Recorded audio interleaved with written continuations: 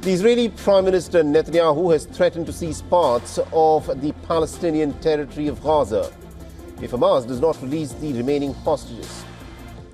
The renewed threat has come amidst the intensifying protests against Hamas by the Palestinians in the Gaza Strip. The fighting in Gaza continues. The more Hamas continues in its refusal to release our hostages, the more powerful the repression we exert will be. And I say to you, members of the Knesset, and I say it to Hamas as well, this includes seizing territory, and it includes other things that I'm not going to specify here. The Defense Minister Israel Katz has also warned the Palestinians of Gaza about Israelis expanding their military attacks. It is asking the common people to demand for the removal of Hamas. Residents of Gaza, the IDF will soon operate in force in additional areas of Gaza, and you will be required to evacuate for your own protection from the combat zones. The plans are already prepared and approved. Hamas is endangering your lives and will cause you to lose your homes and more territory that will be annexed to the Israeli defense system.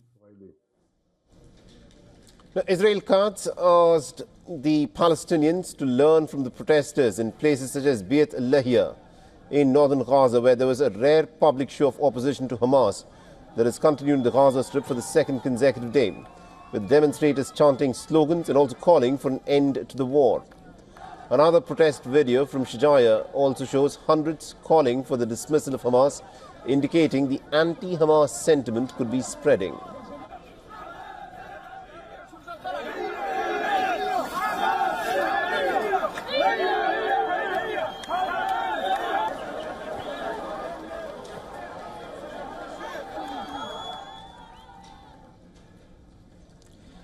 The United Nations has said that the renewed Israeli attacks have resulted in the displacement of about 142,000 Palestinians from their homes in just 7 days.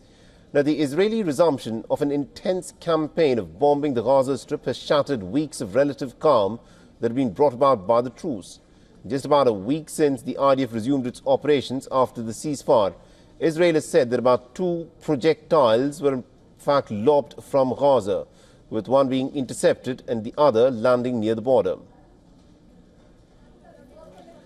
The return to fighting has also led to mass protests in Israel demanding for a return to negotiations to bring back the remaining hostages and bodies. The protesters rallied near Netanyahu's residence, calling for immediate elections.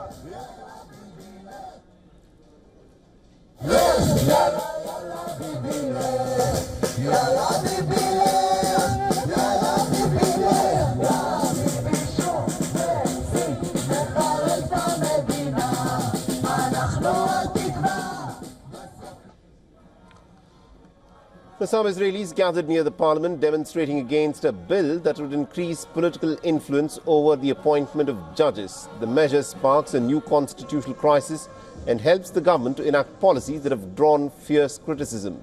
The protesters beat drums and blew horns while waving large Israeli flags.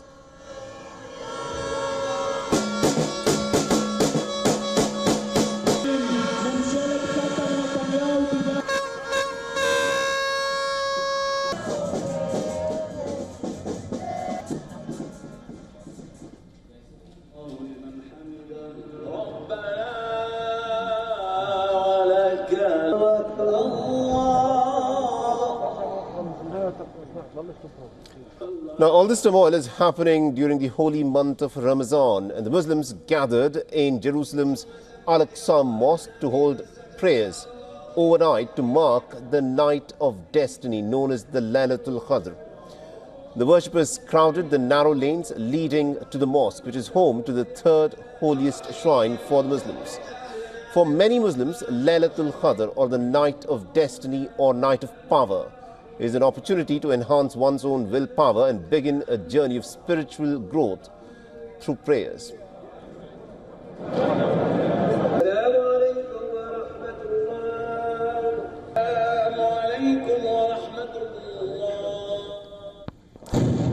But the Israelis, of course, have continued with their campaign of bombardment, and this time they've hit the Syrian port city of Latakia.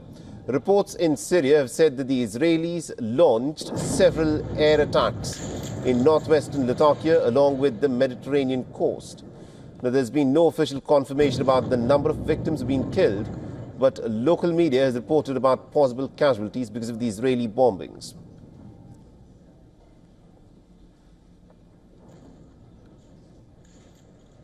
For all the latest news, download the WION app and subscribe to our YouTube channel.